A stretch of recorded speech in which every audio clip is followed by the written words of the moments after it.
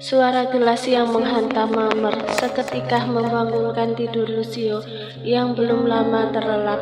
"Awas!" Lucio langsung menahan tangan Angela ketika wanita itu hendak turun dari ranjang. Seketika Angela mulai merasa takut melihat sorot tajam Lucio. Bahkan saat sang pria mendekat untuk melihat apa yang terjadi di lantai, Angela hanya bisa menahan nafas. Sedekat ini membuat jantung Angela berdetak cukup kencang, bukan karena jatuh cinta atau semacamnya, tapi karena berdekatan dengan Lucio seperti ini membuat dia teringat sikap kasar pria itu padanya. Lucio melihat ada pecahan beling bercampur dengan air di atas marmer. "Apa kamu bisa tidak mengacaukan kamarku, Angela?" Suara Lucio terdengar serak khas orang bangun tidur. Pria itu memijit pelipisnya yang berdenyut karena terbangun secara tiba-tiba, baru setelahnya menggeser tubuhnya ke tepi ranjang untuk turun menuju pintu. Entah apa yang Lucio katakan pada anak buah yang berjaga di depan sana, Angela lebih memilih menggeser tubuhnya yang masih lemah itu untuk bersandar di headboard. Tidak lama setelah Lucio berbicara dengan penjaga, seorang pelayan datang membawa perlengkapan kebersihan, lalu dengan cepat membersihkan semuanya hingga lantai kembali bersih. "Terima kasih, Di," ucap Angela ramah dengan senyum tipisnya. "Sama-sama, Nona. Saya juga sudah mengganti gelas yang pecah tadi." Sang pelayan menunjuk sopan ke arah gelas yang sudah dia letakkan di atas nakas. Setelah pelayan pergi, tinggallah Lucio dan Angela di kamar yang sangat luas itu. Wanita itu kembali canggung karena Lucio hanya berdiri di tengah ruangan memakai jubah tidur sutra, melipat kedua tangan di punggung, dan terus menatap Angela, sampai Angela hampir saja menjatuhkan gelas itu lagi. Tapi akhirnya dia berhasil minum dan meletakkan gelas dengan benar. "Kak, kau kan tidak suka kalau ada wanita yang tidur di kamarmu. Aku akan pergi dari sini segera," Angela berucap dengan nada terbata-bata. Karena masih tidak ada respon dari Lucio, wanita itu pun menurunkan kedua kakinya menggantung di sisi ranjang. Tak ada sandal di bawah sana, membuat ujung jari Angela bisa merasakan dinginnya lantai di kamar Lucio. "Aduh, aku bisa berdiri tidak ya?" tanya Angela dalam hati. Dia tidak begitu yakin sebab kepalanya saja mulai berputar ketika dia cukup lama duduk tanpa bersandar. Tapi karena Lucio masih diam, Angela pun berniat nekat untuk berdiri. "Kamu hamil," ucap Lucio datar. Seketika gerakan Angela terhenti. Tangan kanannya sudah menegang tiang infus. Kini dia remas erat bagian itu. "Hah, hamil? Kamu bercanda?" Entah harus senang atau bersedih, dia berada di situasi yang serba salah. "Kenapa tidak mau? Kalau kamu tidak suka, gugurkan bayinya," terdengar begitu enteng Lucio ucapkan. Hal itu semakin membuat Angela tak bisa berkutik. Mulutnya seakan gagu untuk sekedar menjawab perkataan Lucio bernada datar tadi. Lucio melepas tautan tangan di belakang punggungnya, kemudian bergerak mendekati ranjang. "Tetap di atas ranjang lalu tidur," ucapnya. Pria itu kembali merebahkan diri di sisi Angela. Ranjang itu sangat lebar hingga keduanya memiliki jarak yang tidak terlalu dekat. Angela mengabaikan Lucio yang langsung memejam. Bahkan posisi tidur pria itu sama seperti tadi. Wanita itu menunduk melihat perutnya yang masih datar. "Hamil? Aku harus bagaimana? Seharusnya senang, tapi perkataan pria itu barusan membuat hatiku sakit seketika," pikir Angela dalam hatinya. Kabar kehamilan Angela rupanya sampai ke telinga Bella. Pagi ini emosinya meradang. Rasa cemburunya gara-gara Angela semakin menggila. Bagaimana bisa Lucio membiarkan Angela hamil, sedangkan selama ini dia selalu memaksaku meminum pil itu di depan matanya setiap kali selesai bersama. Kedua tangan Bella mengepal. Pelayan yang sejak tadi menemani Bella di kamar pun hanya bisa diam. Aku harus memberinya pelajaran. Bawa aku ke kamar wanita sialan itu, seru Bella. Tapi sejak kemarin setelah Tuan Lucio membawa Nona Angela dari lokasi pacuan kuda, Tuan sudah membawanya ke kamar Tuan Lucio sendiri. Pernyataan pelayan itu membuat mata Bella melebar. Angela di kamar Lucio sejak kemarin? Tanyanya hampir tak percaya. Pelayan pun mengaku, iya Nona, itu artinya Lucio mengizinkan Angela tidur di kamarnya, kamar yang selama ini terlalu suci untuk ditiduri para wanita. Tubuh Bella seketika melemah karena emosinya sendiri. Dia terduduk lesu di sofa single kamar tersebut. Apa ini artinya Lucio sudah melupakanku? Apa Lucio akan membuangku? Segala pikiran buruk pun mulai menggerayangi kepala Bella. Saat seperti itu, pintu kamar diketuk. Dia berharap yang datang adalah Lucio, atau setidaknya pria itu memerintahkan anak buah untuk membawa Bella. Pelayan nampak membuka pintu. Tidak lama anak buah Lucio berbicara. Pelayan kini kembali mendekati Angela. Nona, ini ada titipan dari Tuan Lucio. Sang pelayan memberikan paperback berukuran kecil. Bella pun menerima masih dengan perasaan kesal. Saat dia buka, ada sebuah black card dengan cetakan nama Lucio Nix Jameson di sana. Bukan hanya itu, sebuah kunci mobil mewah pun diberikan untuk Bella. Terakhir, secarik kertas tebal Bella ambil dari dalam. Sayang, ini hadiah atas kemenanganmu di pertandingan kemarin. Sesuai janjiku, bersenang-senanglah. Beli apapun yang kamu mau, pakai juga mobilku. Tapi meski begitu, akan ada pengawal yang mengikutimu dari kejauhan. Kalau sudah dengan dunia luar, kembalilah ke mansion ini. Bersenang-senang, beol Bella usai membaca tulisan tangan Lucio. Wanita itu pun tersenyum tipis. Baiklah, mungkin dengan ini pikiranku jadi bisa lebih baik lagi. Bella bergegas menyiapkan diri. Dia berpakaian modis, kemudian mulai membawa mobil keluar dari mansion. Disinilah Bella berada, sebuah pusat perbelanjaan. Seharusnya aku bersamamu, Lucio. Kenapa jadi bersama pelayan? Gerutunya. Bella sengaja membawa satu pelayan supaya bisa membawakan semua barang belanjaannya. Wanita itu mengitari banyak toko branded, membeli semua yang dia mau. Meski di mansion semua sudah tersedia, lebih dari kata cukup. Ada lagi, Nona? Tanya pelayan itu kesulitan membawa bungkusan belanjaan. Aku belum membeli tas. Bella mengayunkan langkah ke sebuah toko branded. Dia memesan beberapa jenis tas limited edition. Aku bayar dengan ini. Bella memberikan berkat pada petugas.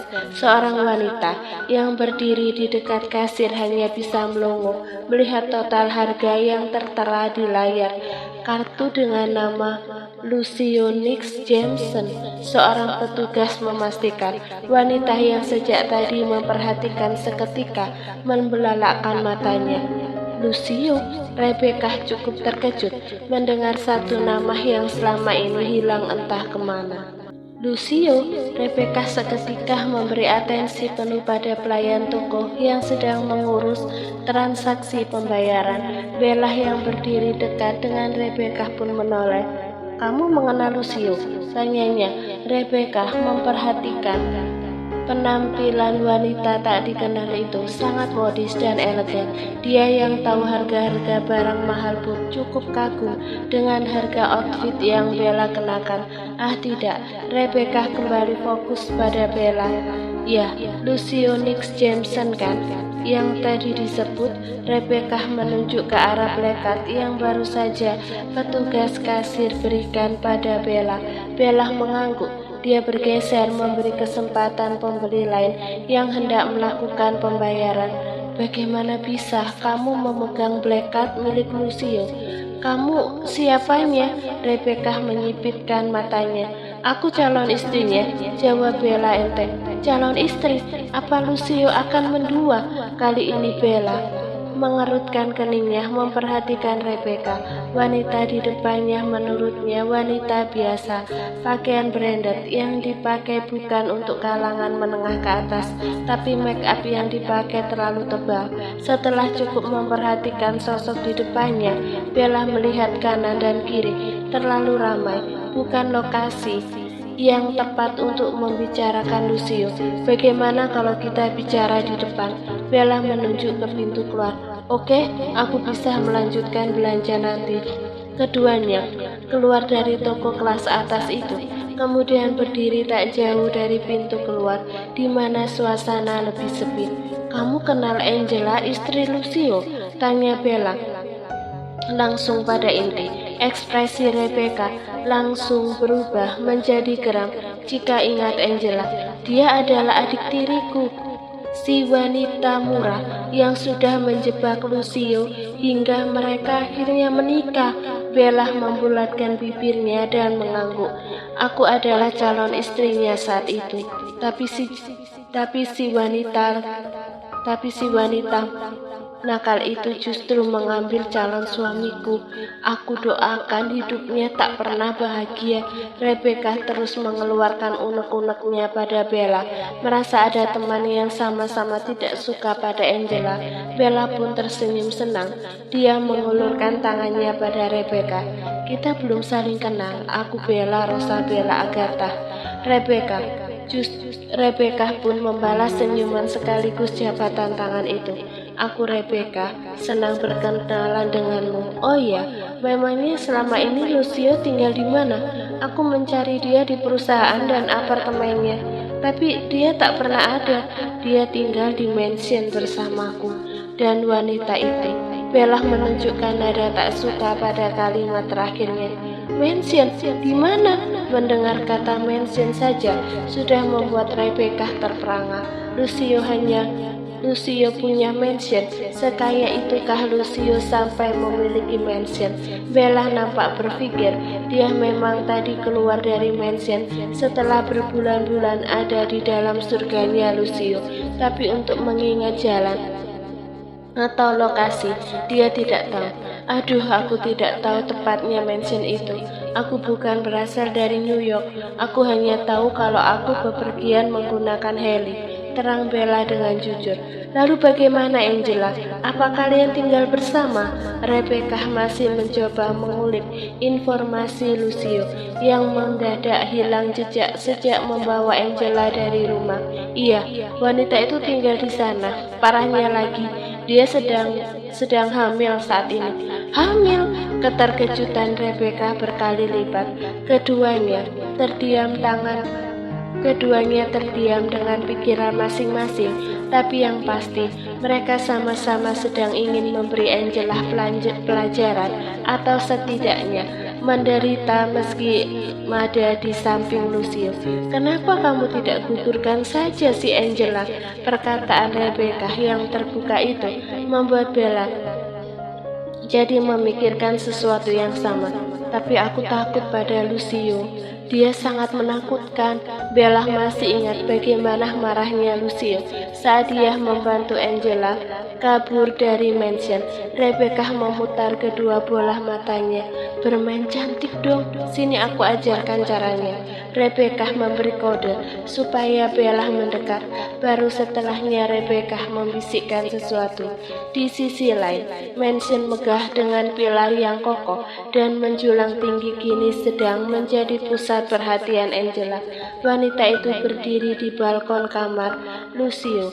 Dia belum sehat, masih lemas, bahkan selang infus saja belum dilepas. Rupanya dari sini aku bisa melihat semuanya, gumam Angela. Dia kemudian teringat lagi perihal kehamilannya, diusap perut yang masih datar itu. Karena kamu sudah ada di perut mama, kamu harus menjadi bayi yang kuat. Jangan cengeng, Mama juga akan selalu menjagamu. Soal perkataan pria itu, jangan hiraukan. Mama nanti cari di mana dia meletakkan hati dan otaknya, supaya nanti bisa terpasang dengan baik seperti dulu. Angela mendengus kasar. Bisa-bisanya Lucio membahas tentang menggugurkan bayi. Aku tidak akan membiarkan itu. Angela terus mengajak bayi di perutnya untuk mengobrol sampai bunyi pintu terbuka membuat Angela menoleh ke belakang. Selamat siang, Nona Angela. Saya membawakan makanan yang Nona pinta. Bibi Matea nampak masuk membawa nampan berisi makanan. Angela yang penasaran mendekat. Ah, nasi liwet juga udang.